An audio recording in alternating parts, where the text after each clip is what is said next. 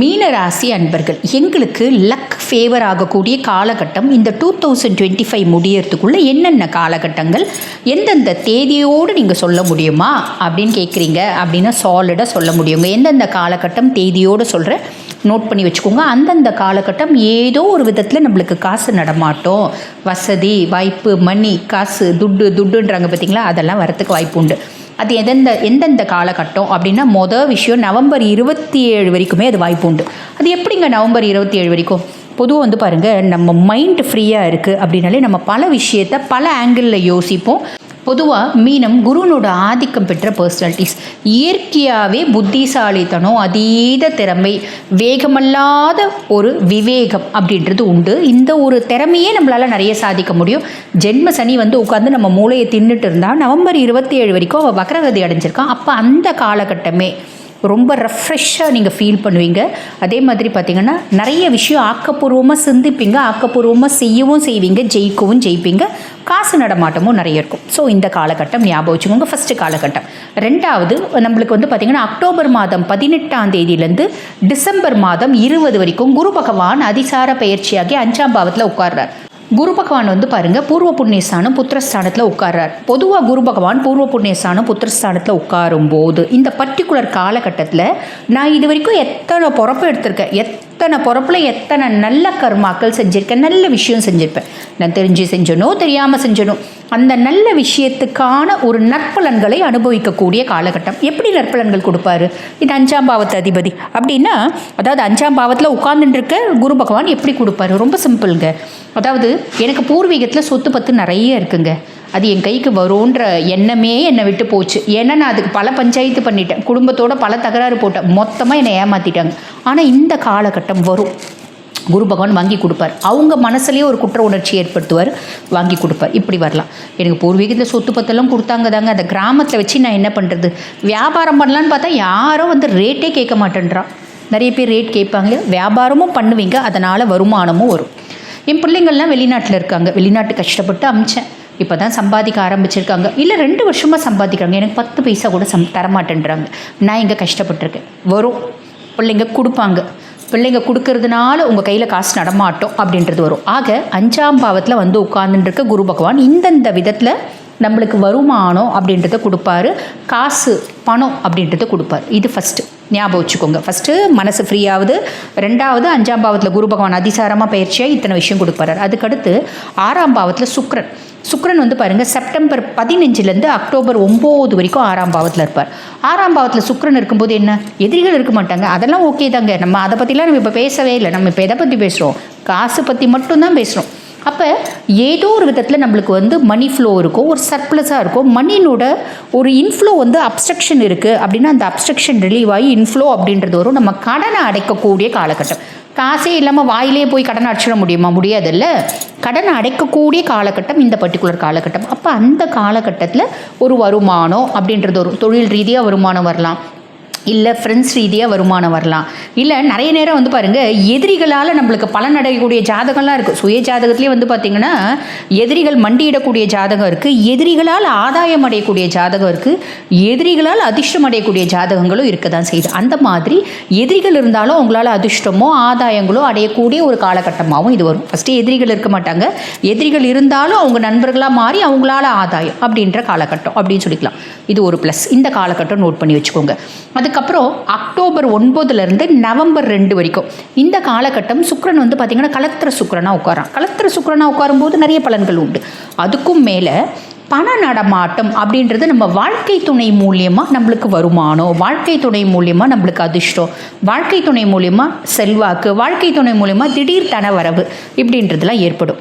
அதே மாதிரி நம்ம தொழில் கூட பார்ட்னர்ஷிப் கன்சர்ன் செய்கிறோம் அப்படின்னா நம்ம பார்ட்னரால் நமக்கு வருமானம், பார்ட்னரால் பதவி உயர்வு, பார்ட்னரால் அந்தஸ்து, ஒரு அங்கீகாரம், அதிர்ஷ்டம் இப்படின்றதெல்லாம் ஏற்படுங்க. இது ஒரு பெரிய ப்ளஸ் இல்லைங்களா? அந்த காலகட்டம் ஞாபகம் வச்சுக்கோங்க.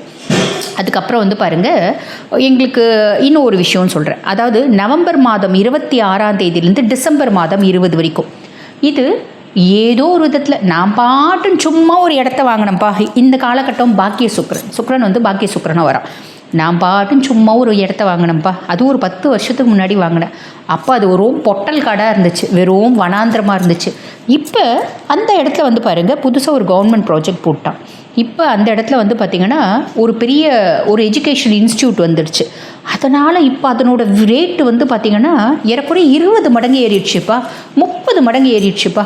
அப்படின்ற மாதிரி ஒரு இலக்கு. எப்பயோ நம்ம செஞ்ச நல்லது, எப்பயோ நம்ம சாதாரணமாக செஞ்ச ஒரு வேலையினோட பலன் அனுபவிக்கக்கூடிய காலகட்டம் இந்த காலகட்டம். ப்ளஸ் பணவரவு அப்படின்றது வரும்.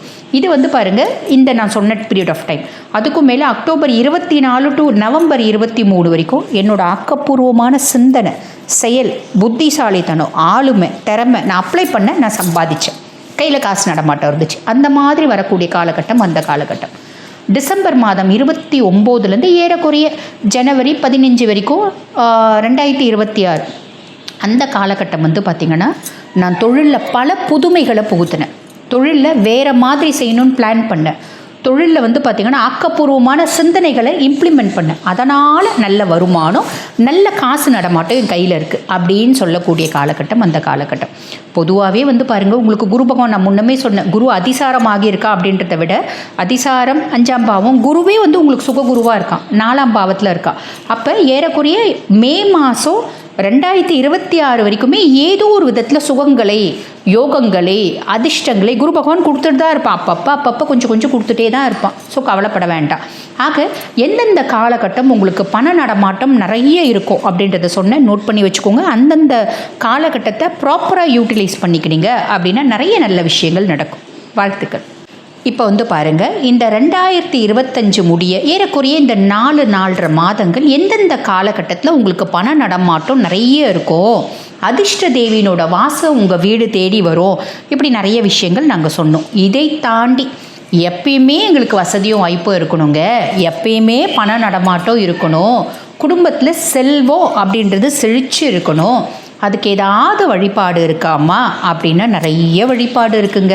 பல 1000 பூஜை முறைகள் இருக்குது. அதில் பல 1000 பூஜைகளும் பிரதானமாக யாரை பேஸ் பண்ணியிருக்கு அப்படின்னா செல்வத்துக்கு அதிபதியான உங்களுக்கு வந்து பார்த்திங்கன்னா மகாலட்சுமி தாயார் திருமகளை பேஸ் பண்ணி தான் இருக்குது. அதுக்கும் மேலே குபேரரை பேஸ் பண்ணி இருக்குது, ஐஸ்வரேஸ்வரர் பேஸ் பண்ணி இருக்குது, ஸ்வர்ண ஆகர்ஷண பைரவர் இருக்குது, அதுக்கு மேலே யக்ஷினிகளும் இருக்க தான் செய்கிறாங்க. ஆனால் அதெல்லாம் விட என்ன கேட்டால் முதல்ல நான் சிவ வழிபாடு தான் சொல்லுவேன்.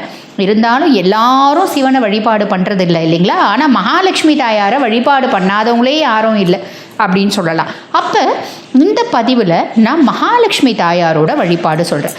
மகாலட்சுமி தாயாருக்கு எத்தனையோ ஸ்லோகங்கள் இருக்குது அப்படின்னாலும் ஒவ்வொரு ஸ்லோகத்துக்கும் அதி அற்புதமான பலன்கள் அப்படின்றது இருக்க தான் செய்யுது.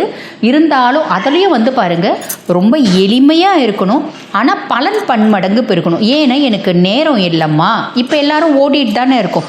அந்த மாதிரி ரொம்ப எளிமையாக பன்மடங்கு பலன் கொடுக்கக்கூடிய பரிகாரம், அதாவது மந்திரம் எது அப்படின்னா மகாலட்சுமி அஷ்டகம். தேவேந்திரனே பாடின ஸ்துதி தான் வந்து இந்த மகாலட்சுமி அஷ்டகம்.